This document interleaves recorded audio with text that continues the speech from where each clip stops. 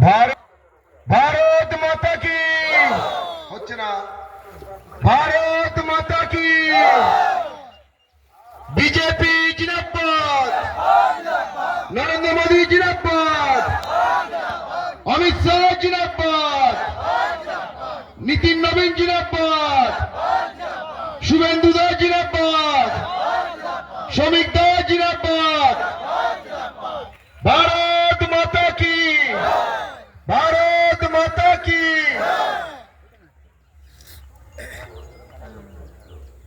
আজকের উপস্থিত এই পাথর প্রতিমা বিধানসভার মথুরাপুর সাংগঠনিক জেলার অন্তর্গত পাথর প্রতিমা বিধানসভা একটি নদীমাতৃক বিধানসভা, যার 12টি গ্রাম পঞ্চায়েত নদী উপকূলবর্তী এলাকা। ভারত সরকারের পরিসংখ্যান ও পশ্চিমবঙ্গ সরকারের পরিসংখ্যান অনুযায়ী প্রায় 60%-এর অধিক মৎস্যজীবী মানুষ এই বিধানসভাতে বসবাস আপনারা করেন। আপনাদের হেরেম্ব গোবরপুর, অচিন্ত্যনগর, লক্ষ্মীজনক, বনশননগর, শ্রীধরনগর, জিপ্লট, ব্রজবল্লভপুর, আপনাদের রামগঙ্গায় পাথর প্রতিমা, যেখানে আমাদের এই সভা হচ্ছে, পাথর প্রতিমা। আপনাদের মেনল্যান্ডে আছে শুধুমাত্র পূর্ণচন্দ্রপুর, গঙ্গাধরপুর, দক্ষিণ রায়পুর, দিগম্বরপুরের কিছু অংশ নদীমাতৃক। সেজন্য এই যে একটা বিধানসভা, যে বিধানসভার 15খানা গ্রাম পঞ্চায়েতের মধ্যে 11টি গ্রাম পঞ্চায়েত নদীমাতৃক গ্রাম পঞ্চায়েত, সেজন্য সম্মানীয় প্রধানমন্ত্রী, আপনারা 2024-এর নির্বাচনে দেখেছেন কাকদ্বীপের স্টেডিয়ামে প্রবল বর্ষণের মধ্যেও তিনি কিন্তু শুধুমাত্র এখানকার প্রান্তিক মৎস্যজীবী, কাকদ্বীপ, নামখানা, সাগর, পাথর প্রতিমা মৎস্যজীবী সম্প্রদায়ের মানুষ এখানে বেশি বসবাস করে, এবং পূর্ববঙ্গীয় মানুষ যারা 30 বছর 40 বছর আগে যারা বাংলাদেশ থেকে রাতের অন্ধকারে ভারতবর্ষের পশ্চিমবঙ্গে এসে উপকূলবর্তী এলাকায় ক্যানিং, গোসাবা, বাসন্তী, কুলতলি, রায়দিঘি, পাথর প্রতিমা, সাগর, কাকদ্বীপ, নামখানাতে বসবাস শুরু করেছিল, তাদেরই ভবিষ্যতের দিকে তাকিয়ে আমাদের সম্মানীয় প্রধানমন্ত্রী যাতে পশ্চিমবঙ্গের মৎস্যজীবীরা তাদের আর্থিক, সামাজিক, তাদের স্বাস্থ্য, চিকিৎসা, শিক্ষা, তাদের পরিবারের বাচ্চা যাতে একদিন IAS IPS হতে পারে, তাদের বাড়ির সামনে রাস্তা যাতে চকচকে ঝকঝকে হতে পারে, তাদেরই উন্নয়নের জন্য ভারত সরকার, ভারতীয় জনতা পার্টির নেতৃত্বে পশ্চিমবঙ্গে সহ সারা ভারতবর্ষে যে 9টা কোস্টাল রাজ্য আছে, 20,000 কোটি টাকা প্রধানমন্ত্রী ঘোষণা করে গিয়েছিলেন 2024 সালে কাকদ্বীপ স্টেডিয়াম থেকে। আজকের এই সভায় এখানে উপস্থিত আছেন আমাদের রাজ্যের কো-কনভেনার সম্মানীয় দীনবন্ধু মাইতি মহাশয়, উপস্থিত আছেন আমাদের এই জেলার কনভেনার অরবিন্দ ধাউড়িয়া মহাশয়, আমার ভাতৃপ্রতিম অরিন্দম ভাই, অরিন্দম এখানে মন্ডলের সাধারণ সম্পাদক, আমাদের জয়ী পঞ্চায়েত মন্টু পাত্রদা, এবং আমি অনেকেরও চিনি, নাম জানি না, সমস্ত মন্ডল কার্যকর্তা ও পঞ্চায়েতের জয়ী মেম্বার, এবং যারা আজকে এখানে উপস্থিত আছেন আপনারা মৎস্যজীবী সম্প্রদায়ের সমস্ত মানুষ, সবাইকে আমার শ্রেণীগতভাবে প্রণাম ও নমস্কার। আজকের ভারতবর্ষে ভারতীয় জনতা পার্টি পশ্চিমবঙ্গকে বাদ দিয়ে পশ্চিমবঙ্গের মৎস্যজীবীদের জন্য মমতা ব্যানার্জি 2024 সালের নির্বাচন প্রাককালে সমুদ্র সাথী প্রকল্পের নাম করে প্রায় 45 লক্ষ ফর্ম ফিল আপ করিয়েছিল এই পশ্চিমবঙ্গের মানুষকে বোকা বানানোর জন্য। আজকে যারা মৎস্যজীবীরা আমাদের এই সাগর, নামখানা, কাকদ্বীপ সহ একদম মালদা, মুর্শিদাবাদ, কালকে আমি মুর্শিদাবাদ গিয়েছিলাম, যারা গভীর সমুদ্রে মাছ ধরতে যান, যারা মেনল্যান্ডে পুকুর করে চিংড়ি চাষ করছেন, মাছ চাষ করছেন, যাদের সারা বছর কাজ পায় না, তাদের জন্য মমতা ভাওতাতে একটা প্রকল্প চালু করেছিল, সমুদ্র সাথী প্রকল্প। তাতে কি বলা হয়েছিল যে যখন 15 এপ্রিল থেকে 15 জুন পর্যন্ত গভীর সমুদ্রে মৎস্যজীবীরা মাছ ধরতে যেতে পারবে না, তখন নাকি এখানকার সরকার ভাতা দেবে। সেই ভাতা দেওয়ার নাম করে যেই 2024-এর লোকসভা নির্বাচন পার হয়ে গেছে, আর সেই ভাতার গল্প নেই। সমস্ত ফর্ম আপনারা দেখুন ভিডিও অফিসে তাক তাক করে রাতের অন্ধকারে পুড়িয়ে দেওয়া হচ্ছে। এই একটা সরকার, নির্লজ্জ সরকার, মিথ্যাবাদী সরকার, এই সরকারকে উত্থান করা হচ্ছে আমাদের প্রধান এবং মূল লক্ষ্য। সেজন্য যারা আপনারা সুন্দরবনের প্রান্তিক মৎস্যজীবী, যারা মিন ধরেন, যারা নদীতে কাংলা ধরেন, যারা মাছ ধরতে যান, আজকের কাকদ্বীপের 48টা পরিবার, তাদের পরিবারের লোকজন বাংলাদেশে ধরা পড়েছিল। এখানকার মমতার সরকার এবং মমতার পুলিশ তাদেরকে ছাড়িয়ে আনতে পারে করেনি।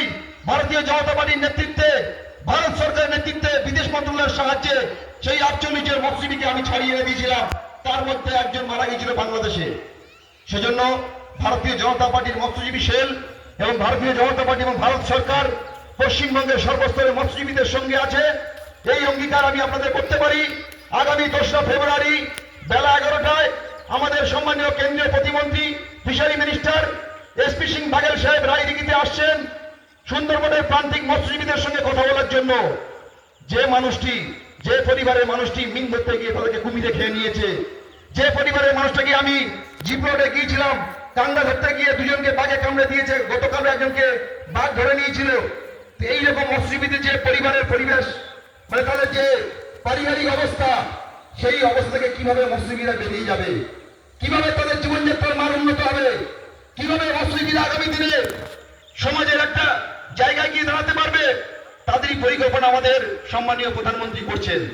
সেজন্য এলাকার সর্বস্তরের মৎস্যজীবী বন্ধুদের কাছে আমার আবেদন, আগামী 2রা ফেব্রুয়ারি সোমবার সম্মানীয় কেন্দ্রীয় প্রতিমন্ত্রী রায়দিঘিতে আসছেন। আপনারা দলে দলে যারা মিন ধরেন, যারা কাঙ্গা ধরেন, যারা গভীর সমুদ্রে মাছ ধরতে যান, যারা বিন্তি জাল করেন, যারা মাছ শুকনো করেন, যারা অন্যের ট্রলারে মাছ ধরতে যান, সমস্ত মৎস্যজীবীদের বন্ধুদের কাছে আবেদন যে আপনারা দলে দলে মন্ত্রী সাহেবের কাছে আপনাদের প্রকৃত অসুবিধার কথাটা আপনাকে তুলে ধরুন। আমরা ওখানে লিখিতভাবে ড্রাফটিং করে দেবো।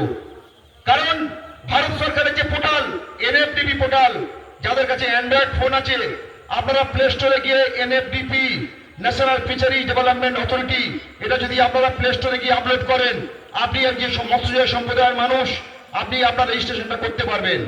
সেখানে 30টা ক্যাটাগরির ব্যবস্থা আছে। যে ভদ্র মহিলা আমার মাটা মিন ধরেন, মিন ধরার জন্য যদি একটা জাল, জালের সঙ্গে একটা হাড়ি, তার জন্য যে টাকাটুকু দরকার ভারত সরকার সেটুকু ব্যবস্থা করবে। সেই সঙ্গে ভারত সরকার এও ব্যবস্থা করেছে, যদি কেউ এসসি এসটি কমিউনিটির হয়, কোন ফিশারম্যান সম্প্রদায়ের মানুষ, তারা যদি এসসি এসটি কমিউনিটি হয়, তাদের জন্য ভারত সরকারের আর্থিক অনেক সহযোগিতা আছে।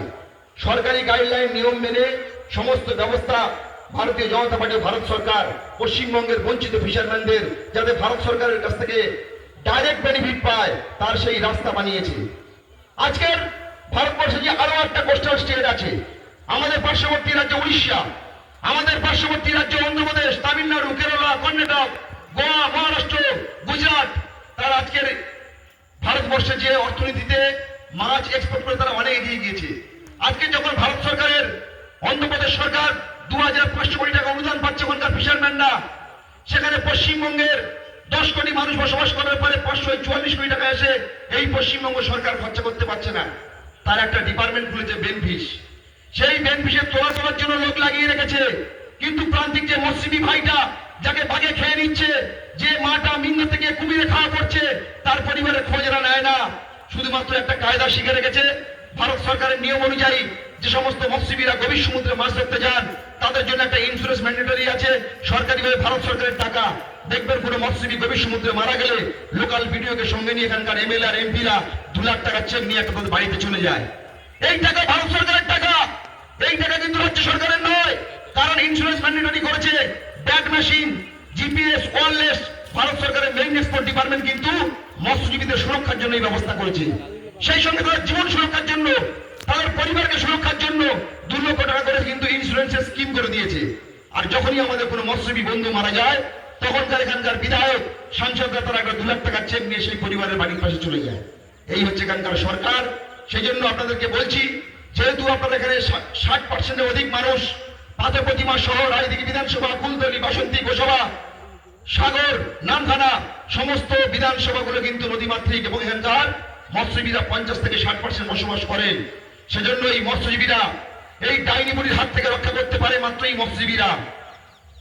সেজন্য আপনাদের কাছে অনুরোধ করছি, আবার আগামী 2 তারিখ মন্ত্রী সাহেব আসছেন আমাদের মধ্যপুর জেলার রায়দিঘি, আগামী 7 তারিখ আসছেন জয়নগর সাংগঠনিক জেলার জয়নগর, যেখানে গোসাবা, বাসন্তীর মানুষ, কুলতলির মানুষ তারা একত্রিত হবে, যেখানে মধ্যপুরের 2 তারিখের মানুষ সাগর, নামখানা, কাকদ্বীপ, পাথর প্রতিমা, সেই সঙ্গে কুলপির একাংশ, এরা গিয়ে মিলিত হবে মন্ত্রী সাহেবের সঙ্গে। কেন্দ্রীয় মন্ত্রী, কেন্দ্রীয় নেতৃত্ব মৎস্যজীবীদের বাঁচানোর জন্য, তাদের জীবনযাত্রার মানকে উন্নত করার জন্য আজকের কেন্দ্র থেকে একদম গ্রাম স্তরে নেমে এসেছে। তারা যেহেতু দিল্লি থেকে কলকাতা পদার্পণ করে একদম প্রত্যন্ত এরিয়া রায়দিঘি পাথরপ্রতিমার মতো জায়গায় চলে আসছে।